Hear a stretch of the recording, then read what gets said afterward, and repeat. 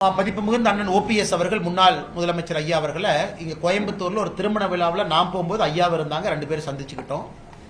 அண்ணன் டிடிவி தினகரன் அவர்கள் அவங்களுடைய கட்சி நிகழ்ச்சிக்காக கோயம்புத்தூர் வந்திருந்தாங்க. தொலைபேசியில் என்கிட்ட பேசினாங்க. நான் அன்போடு நம்முடைய இல்லத்திற்கு உணவுக்கு வர வேண்டும் என்று சொல்லியிருந்தேன். அவர்களும் அதை ஏற்றுக்கொண்டு உணவருந்த வந்திருந்தார்கள். இதுதாங்க. மற்றபடி தேசிய ஜனநாயக கூட்டணியில் யார் இணையணும் யார் இணையக்கூடாது என்பதற்கு அகில இந்திய அளவில் தலைவர்கள் இருக்கிறாங்க. தமிழகத்தில் என்டிஏ கூட்டணியினுடைய தலைவராக எடப்பாடி பழனிசாமி அவர்கள் இருக்கிறாங்க. பாரதிய ஜனதா கட்சியினுடைய தலைவர் அண்ணன் நயினார் நாகேந்திரன் அவர்கள் இருக்கிறாங்க. அதனால சரியான நேரத்தில் இவர்கள் முடிவெடுத்து சொல்லுவார்கள். இவங்க பேசுவாங்க யார் வரணும் யார் வரக்கூடாதுன்னு. எங்களை பொறுத்தவரை வலிமையான என்டிஏ இந்த தேர்தலில் இருக்கும் பொழுது நம்முடைய வெற்றி வாய்ப்பை இன்னும் பிரகாசமாக இன்னும் சிறப்பாக 3/2 பங்கு ஜெயிப்பதற்கு நமக்கு ஒரு வலிமையான என்டிஏ வேணும். அந்த வலிமையான என்டிஏல யார் இருக்கணும்?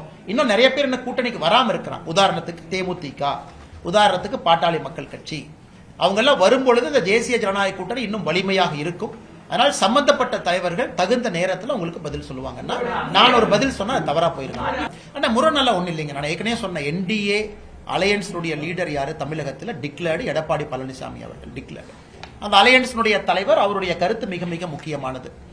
அகில இந்திய அளவில் என்டிஏ யார் உருவாக்குனாங்கன்னு உங்களுக்கு தெரியும். அது பாரதிய ஜனதா கட்சி. பாரதிய ஜனதா கட்சியினுடைய தலைவர்கள் இன்னைக்கு என்டிஏனுடைய அகில இந்திய தலைவராக்குறாங்க. முரண்லாம் ஒன்றும் கிடையாதுங்கன்னா, இதுல நான் சொல்வது இன்னும் நிறைய வலிமையான கட்சிகள் வெளியே இருக்கிறாங்க. அவர்களும் வரணும். அப்பதான் தேர்தல் நம்ம வலிமையா சந்திக்க முடியும். அதனால் சரியான நேரத்தில் அத்தரைஸ்டு பீப்புள், நம்முடைய அமித்ஷா அவர்கள், நம்முடைய ஜேபி நட்டா அவர்கள், நம்முடைய அண்ணன் நயினார் நாகேந்திரன் அவர்கள், அண்ணன் எடப்பாடி பழனிசாமி அவர்கள் சரியான நேரத்தில் உங்கள்கிட்ட பேசுவாங்க. இல்ல குழப்பறக்கோ இல்ல குழம்பறக்கோ இல்ல எதுவுமே இல்லைங்கன்னா, எல்லோருக்கும் தேவை ஒரு வலிமையான என்டிஏ. அந்த என்டிஏ எப்படி இருக்கணும் அப்படிங்கறத தலைவர்கள் சொல்லுவாங்க.